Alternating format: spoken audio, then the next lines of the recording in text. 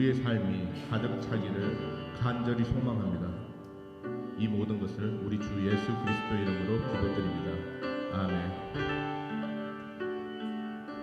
우리의 마음은 온전히 주께로 정해졌습니다. 이 시간 함께 우리 주 예수 그리스도를 찬양하며 나아가겠습니다.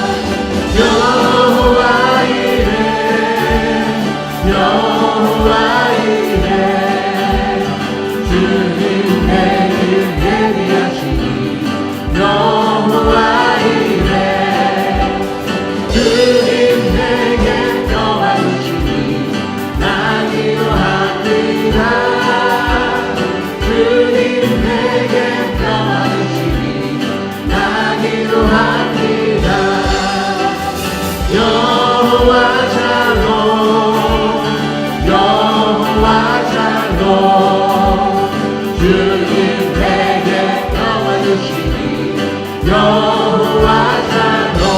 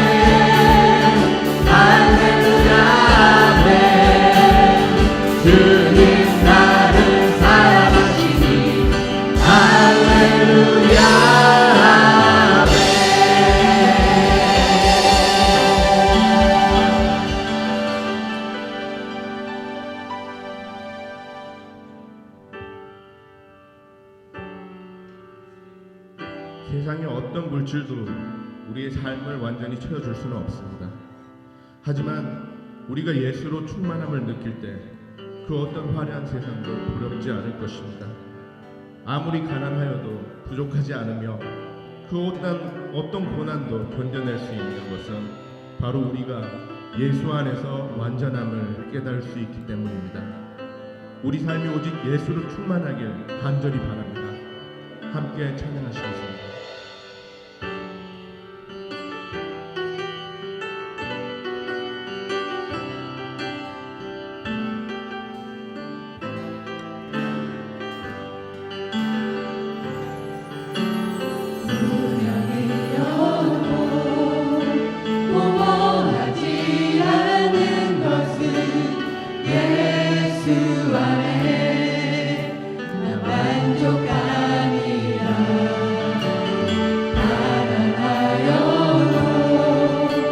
부족하지 않은 것은 예수 안에 오직 나는 부요함이라.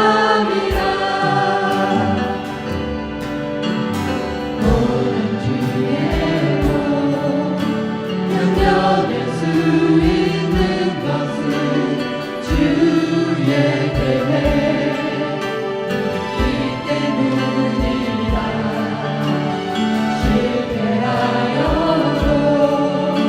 일어설 수 있는 것은 예수 안에 오직 나는 승리함이라. 난 예수로 충만하네. 난 예수로 충만하네.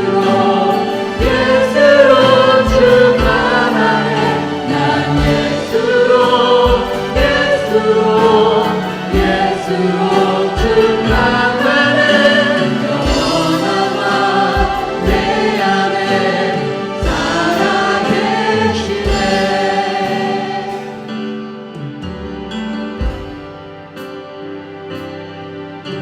내 몸이 약해도 낙심하지 않는 것은 예수 안에 완전하리라.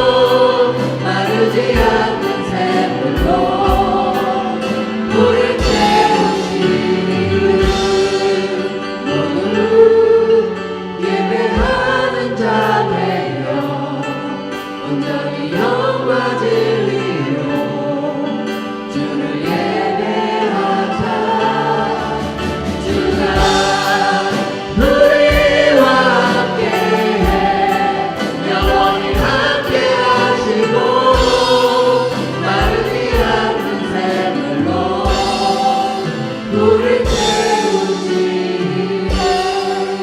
모두 예배하는 자 되어 온전히 영과 진리로 주를 예배하자.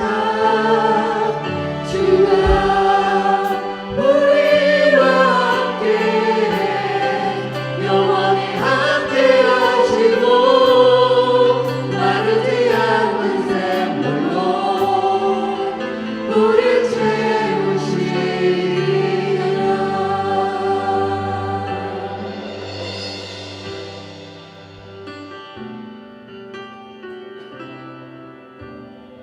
이 시간 조용히 눈을 감고 오늘 우리가 드리는 이 예배가 영과 진리의 예배가 될 수 있도록 두 손 모아 함께 기도하겠습니다.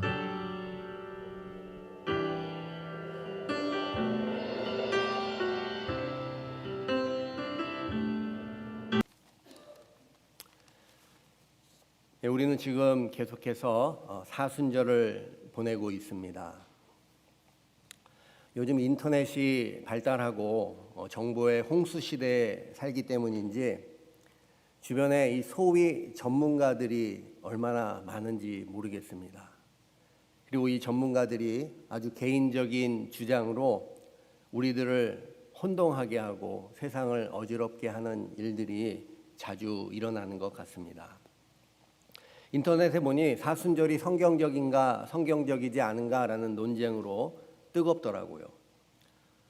그 논쟁과 더불어 또 한쪽에는 그러면 11조를 지금 드려야 하는가, 여전히 11조를 드리는 것이 맞는가라는 논쟁들을 주도하는 것을 본 적이 있습니다. 저는 이러한 질문에 신학적이고 성경적인 답을 주기에 앞서 그냥 한 가지를 좀 묻고 싶었습니다. 아니, 우리가 예수님을 더 사랑할 수만 있다면 사순절이 대수인가?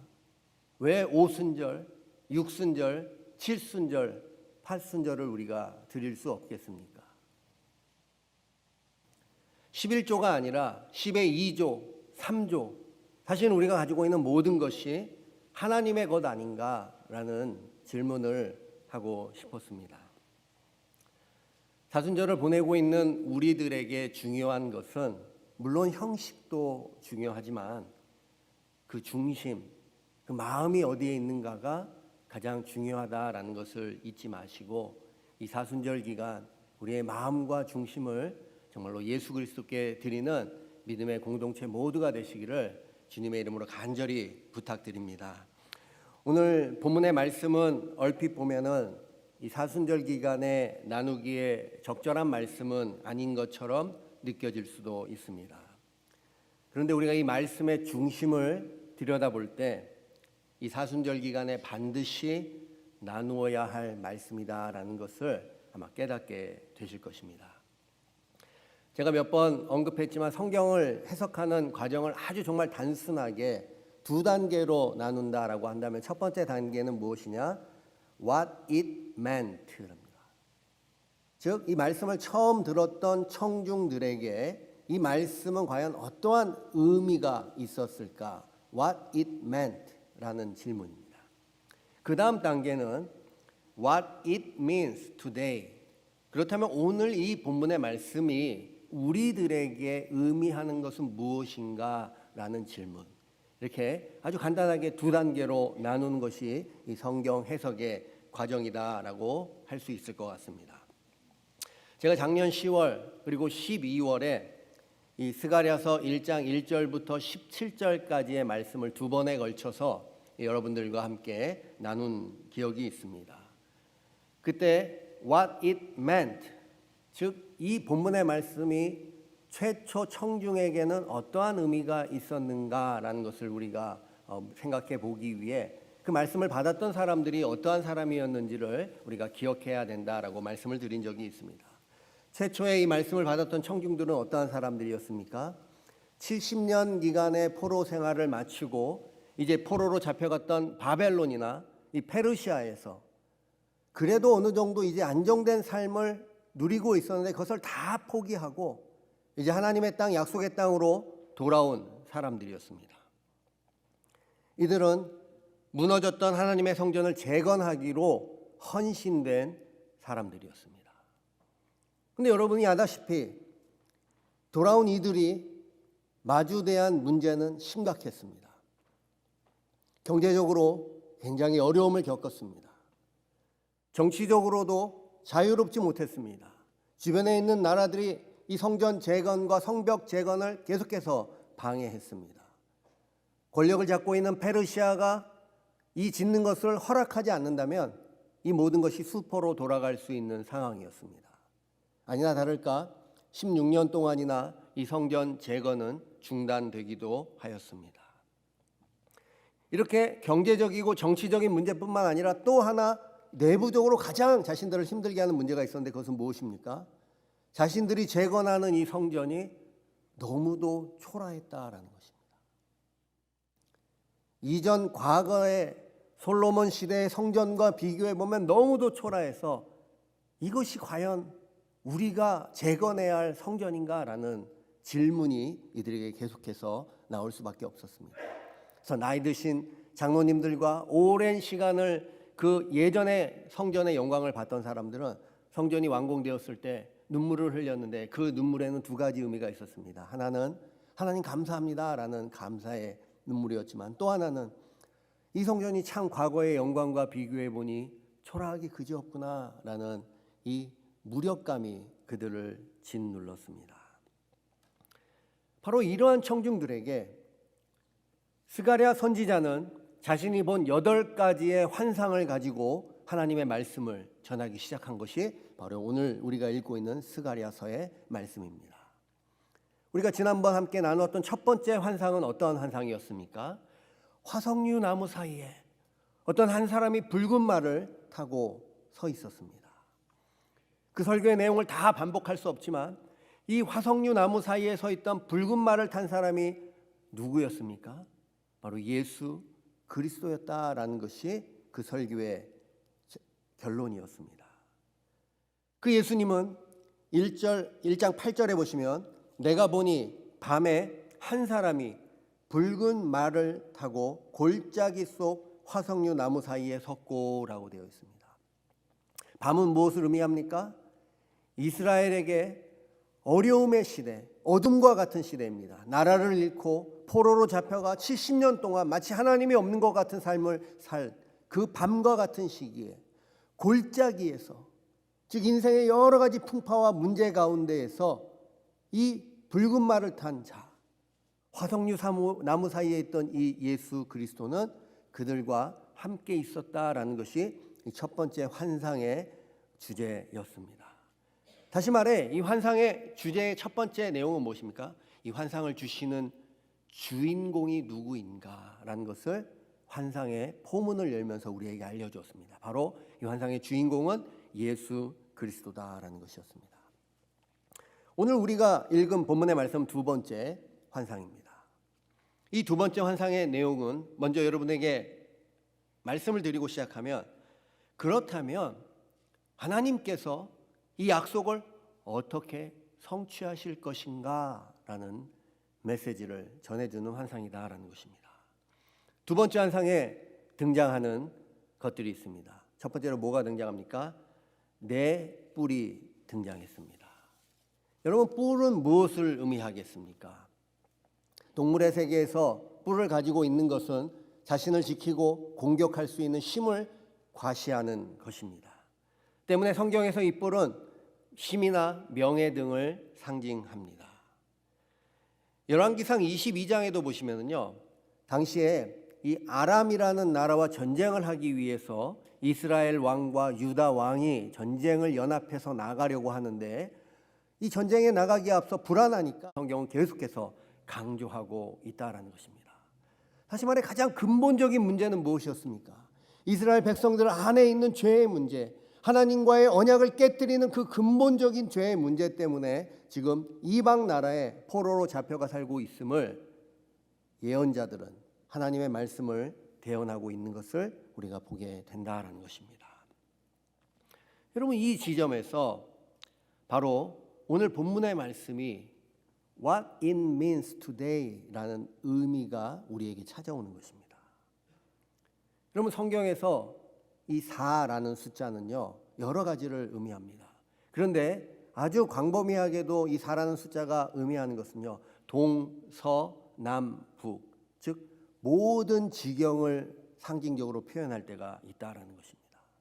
때문에 네 뿔이 지금 등장하는 것은 역사적으로는 what it meant 했을 때는 분명히 유다와 이스라엘을 멸망뜨리고 그들을 포로로 잡아간 고대 강국들을 의미하는 것도 맞지만 상징적으로 그 이후에 계속해서 하나님 나라의 백성들을 괴롭히고 그들을 하나님 백성답지 살지 못하게 하고 하나님의 약속의 땅에서 자꾸 흩트리려는 그 권세들 전체를 이 네 뿔은 상징하고 있다라는 것입니다. 여러분 우리 안에 근본적인 문제가 무엇입니까? 한 사람의 타락으로 인해 우리 안에 죄가 들어왔습니다. 사망의 권세가 들어와 우리를 다스립니다. 죄와 죽음의 권세가 우리 인간에 의해 왕노릇하기 시작했습니다. 마치 스가랴가 본 환상 중에 있던 그 네 뿔은 여전히 우리들 안에서 지금도 죄를 충동질하고 하나님의 백성들이 하나님 백성답게 살지 못하도록 우리 안에서 오늘도 그 뿔들은 역사하고 있습니다. 하나님으로부터 우리를 멀어지게 만듭니다. 죄를 짓고 하나님으로부터 떨어지게 만듭니다. 죄를 짓고 하나님 앞에 고개를 들지 못하게 만듭니다. 그것이 바로 죄의 권세이고 사망의 권세인 것입니다. 이 문제를 누구보다 잘 알았던 사도 바울은 뭐라고 했습니까? 내가 원하는 바 선은 행하지 아니하고 도리어 원하지 아니하는 바 악을 행한다라고 탄식하였습니다. 내 속사람에 하나님의 법을 즐거워하는 마음과 또 다른 법이 하나 나를 다스리는데 그것이 내 안에서 날마다 전쟁을 벌이고 싸웁니다라고 사도 바울은 고백하였습니다. 그러면서 오호라 나는 곤고한 사람이로다. 이 사망의 몸에서 누가 나를 건져낼 것인가 탄식에 이르렀습니다. 여러분 이 사도 바울의 고백이 오늘 이 자리에 앉아 있는 저와 여러분들의 솔직한 고백이 아닙니까? 오늘도 내 안에 역사하는 죄의 문제 때문에 주님의 전에 나올 때마다 두렵고 떨리는 마음이 있습니다. 죄를 짓고 하나님 앞에 기도하는 것이 과연 무슨 소용이 있는가 우리는 갈등하게 됩니다. 하나님을 예배하는 것으로부터 우리가 멀어지게 만듭니다. 하나님 앞에서 공동체가 교제하는 것으로부터 우리를 방해합니다. 우리 안에 죄의 역사가 사망의 권세가 우리를 왕노릇하고 있습니다. 그런데 이러한 절망적인 환상 가운데 하나님께서 스가랴 선지자를 통해 또 한 가지 환상을 보여주신데 그것은 무엇입니까? 오늘 1장 20절 말씀에 보면 대장장이 4명이 온다라고 말하고 있습니다. 히브리어 원어의 이 시제를 보시면요, 이들이 아직 오지 않았습니다. 올 것이다라고 이야기하고 있습니다. 그리고 이 대장장이들이 와서 21절에 어떠한 일을 합니까? 21절 하반절을 보시기 바랍니다. 이 대장장이들이 와서 그것들을 두렵게 하고 이전의 뿔들을 들어 유다 땅을 흩뜨린 여러 나라의 뿔들을 떨어뜨리려 하느니라. 여러분 우리말로 대장장이라고 번역이 되어서 이 대장장이가 과연 무슨 뜻인가 우리가 궁금증을 자아낼 수밖에 없습니다. 이 히브리어 원어로는 이 사람들을 하라시, 복수로는 하라심이라고 부르는데요. 이들은 주로 성경에서 했던 일이 무엇이냐면요, 성전을 재건하거나 성전과 관련된 물품들, 즉 금속을 사용하고 또는 나무를 사용하고 돌을 사용하거나 보석들을 사용하여서 성전이나 성전에 사용되는 물품들을 만드는 사람들을 이 하라심이라고 불렀습니다. 그런데 이 사람들이 지금 어떠한 일을 하고 있습니까? 그것들이 뿔들을 두렵게 하고 여러 나라의 뿔들을 떨어뜨린다라고 스가랴 선지자는 환상 가운데 말씀하고 있습니다. 다시 말해 이 네 대장장이는 하나님의 백성들을 올가매고 죄의 권세로 억누르고 하나님의 백성들이 하나님의 백성답게 살지 못하도록 하는 세상의 모든 권세를 떨어뜨린다, drive out 할 것이다 라고 스가랴 선지자는 분명히 말하고 있습니다. 왜 이 사람들도 4명입니까? 물이 4개니까 4명은 있어야 대적할 수 있지 생각할 수 있습니다. 근데 마찬가지로 이 4라는 의미도 온 세상, 온 지경을 상징적으로 보여주는 것입니다. 다시 말해 이제 성전을 재건하라고 부르심을 받은 이 땅의 모든 하나님의 백성들, 우리들을 상징적으로 보여준다라는 것입니다. 여러분, 그런데 사실 우리가 서두에 말씀드린 것처럼 이 죄의 권세를 상징하는 넷불, 이 하나님의 백성을 사로잡고 있는 이 죄와 죽음의 권세는 얼마나 강력합니까? 우리는 그에 비해 연약한 사람들이 아닙니까? 때문에 머리를 들지 못하고 하나님의 자녀답게 살지 못하는 우리들의 모습이 오늘 우리의 현실의 모습이 아닙니까? 그런데 그런 우리들이 어떻게 과연 이 뿔들을 두렵게 하고 이 뿔들을 떨어뜨릴 수 있단 말입니까? 그럼 오늘 본문의 말씀이 위치한 앞과 뒤에 등장하는 한 사람, 첫 번째 환상에 등장했던 그분, 그리고 세 번째 환상에 등장하는 그분이 오늘 이 환상의 주인공이다 제가 말씀을 드렸습니다. 앞에 등장하는 환상의 주인공은 누구였습니까? 화석류 나무 사이에 붉은 말을 타고 서 있는 예수 그리스도. 그분이 하시고자 하셨던 약속이 무엇이었습니까? 1장 17절 말씀을 한번 보시기 바랍니다. 1장 16절입니다. 16절에 그러므로 여호와가 이처럼 말하노라. 내가 불쌍히 여김으로 예루살렘에 돌아왔은즉 내 집이 그 가운데 건축되리니 예루살렘 위에 먹줄이 쳐지리라. 만군의 여호와의 말이니라. 여러분, 먹줄은 무엇을 의미합니까? 공사할 때 이 줄이, 이 선이 똑바른가를 재기 위해 이 선을 하나 사용합니다. 모든 것을 설계하고 계획하고 계획대로 짓기 위해 사용하는 것이 바로 먹줄입니다. 지금 하나님께서 성전을 재건하시기 위해 이 먹줄을 들고 이 성전 재건의 현장에 오셔서 하나님의 성전을 친히 재건하시겠다라고 말씀하고 계시는 것입니다. 때문에 17절에 그가 다시 외쳐 이르기를 만군의 여호와의 말씀에 나의 성읍들이 넘치도록 다시 풍성할 것이라. 여호와가 다시 시온을 위로하며 다시 예루살렘을 택하리라 하라 하니라. 주님께서, 예수 그리스도께서 성전을 친히 재건하시겠다라고 약속하십니다. 그런데 그 주님이 2장 1절 말씀을 한번 가시기 바랍니다. 2장 1절입니다. 내가 또 눈을 들어본즉 한 사람이 측량줄을 그의 손에 잡았기로. 이 측량줄을 잡은 사람이 나중에 보시면 알겠지만 무엇을 합니까? 이 예루살렘을 측량합니다. 하나님의 성전의 크기를 측량합니다. 즉 이 공사를 주도하고 계획하고 완성하는 사람이 지금 2장 1절에 등장하고 있음을 우리가 보게 된다는 것입니다.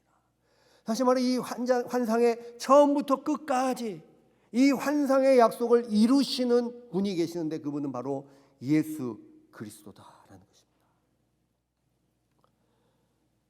여러분, 스가랴 시대에 이들에게 성전은 눈에 보이는 육신적인 성전이었습니다. 그 육신의 성전을 예수 그리스도께서 함께 하시며 재건하시겠다 약속하셨고 그 약속은 성취되었습니다. 그런데 오늘 본문의 말씀은 오늘 우리에게 어떠한 의미를 줍니까?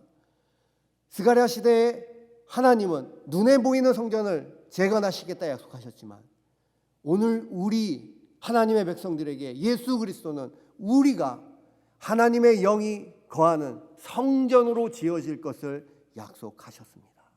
그리고 그 성전을 지으시고 성취하시고 완성하실 것임을 예수님께서는 말씀하셨고 말씀 그대로 십자가에 달려 돌아가시고 부활하심으로 오늘 우리 안에 하나님의 성전이 지어지는 역사가 일어났습니다. 바로 예수 그리스도의 피로 우리는 죄 사함을 얻었고 피값으로 사심받은 하나님의 백성들, 이제 우리들 안에 겉으로 보기에는 연약하고 아무것도 아닌 것 같고 힘이 없고 쓰러지고 넘어지는 것 같지만 이미 예수 그리스도의 십자가 사건으로 우리는 죄의 권세와 사망의 권세를 이기고 하나님의 거룩하신 성전으로 지음받은 하나님의 성전이다라는 것입니다. 여러분, 이 얼마나 놀라운 복음의 약속입니까?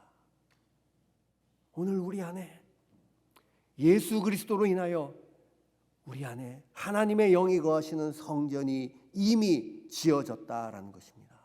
정말 이 말씀을 믿으시기를 주님의 이름으로 간절히 축원드립니다. 고린도전서 1장 27절에 보시면 하나님께서 세상에 미련한 것들을 택하사 지혜 있는 자들을 부끄럽게 하셨다라고 말씀하셨습니다.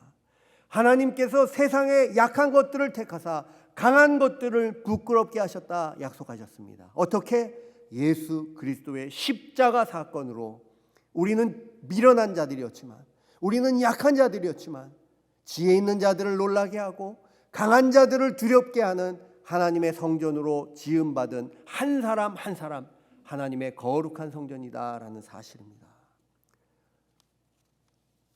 여러분, 대장장이들이 어떠한 물건을 만들 때 그것은 시간이 걸리는 작업이 될 때가 참으로 많습니다.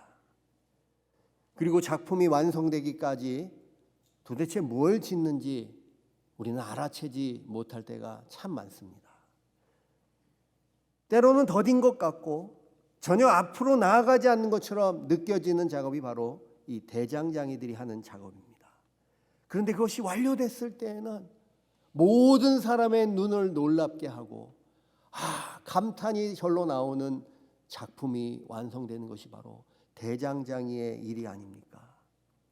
마찬가지로 오늘 하나님의 성전으로 부름받고 지으심을 받은 우리 안에 예수 그리스도의 십자가 사건으로 시작된 그 거룩한 성전은 주님의 다시 오는 그날까지 우리 안에서 계속해서 지어지고 주님이 오셨을 때 완성으로 하나님 앞에 영광을 올려드리게 될 것입니다. 그리고 그날에 우리는 우리 앞에 있는 예수 그리스도와 우리 안에 지어진 하나님의 성전으로 인하여 할렐루야 하나님을 찬양하며 감사와 찬양의 고백을 주님 앞에 올려드릴 수밖에 없을 것입니다. 사랑하는 한빛교회 성도 여러분, 이 사순절 기간 우리는 예수 그리스도를 묵상해야 할 것입니다. 세상을 다스리시며 우리를 죄의 권세 아래 굴복시켰던 이 죄와 사망의 권세의 뿔을 꺾으신 예수 그리스도, 그리고 그의 백성으로 부르심을 받은 우리들에게 마치 대장장이들이 이 네 뿔을 꺾듯이 죄와 사망의 권세를 꺾을 수 있는 은혜와 권세를 허락하신 그 예수 그리스도를 기억하시며 오늘도 강하고 담대한 마음으로 예수 그리스도 앞에 서시는 저와 여러분들 모두가 되시기를 주님의 이름으로 간절히 축원드립니다. 그 주님을 묵상하며 오늘 이 땅에 임할 하나님의 나라는 때로는 더딘 것 같고 때로는 영원히 임할 것 같지 않은 그 상황에서도 하나님 나라를 소망하시며 그 길을 끝까지 걸어가시는 저와 여러분들 되시기를 주님의 이름으로 간절히 축원드립니다. 그리고 우리 안에 사단이 속삭일 것입니다. 너가 그러한 죄를 짓고 네가 그러한 삶을 사는데 하나님께 기도해서 무슨 소용이 있어? 하나님께 예배하는 것이 무슨 의미가 있어? 그때 그 사탄에게 우리는 말해야 합니다.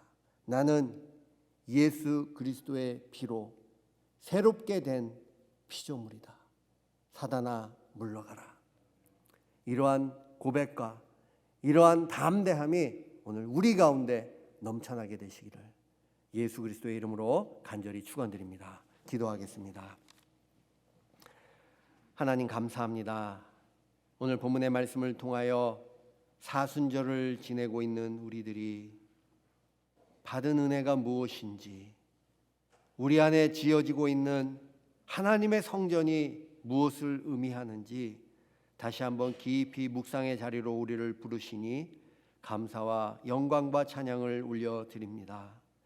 죄의 권세에 짓눌려 사망의 권세 아래 있던 우리들을 예수 그리스도의 십자가 사건으로 자유롭게 하시고 오늘도 우리 안에서 역사하시는 성령님의 도우심으로 죄와 사망의 권세를 능히 이길 수 있는 힘과 능력과 권세를 허락하여 주시니 감사와 영광을 올려드립니다. 여전히 우리 안에 역사하는 죄와 사망의 권세로 인해 우리가 하나님으로부터 멀어지지 않도록 은혜를 베푸시고 우리가 하나님의 백성답게 살지 못하도록 짓누르는 그 죄와 사망의 권세에서 우리를 보호하시고 인도하시사 우리의 삶을 통하여 하나님의 영광을 드러내는 우리들 모두가 되도록 주님 도와주시옵소서. 무엇보다 이 사순절 기간 예수 그리스도의 십자가를 깊이 묵상하며 오늘 나는 과연 어떠한 존재인가를 깊이 깨닫고 하나님이 사랑하시며 하나님의 영이 거하시는 거룩한 성전으로 지음받은 우리들임을 기억하며 강하고 담대하게 주님 주신 사명을 감당하는 우리 한빛교회 공동체 모두 되게 하여 주시사 우리를 통하여 이 땅에 하나님의 거룩한 나라가 속히 임하는 은혜를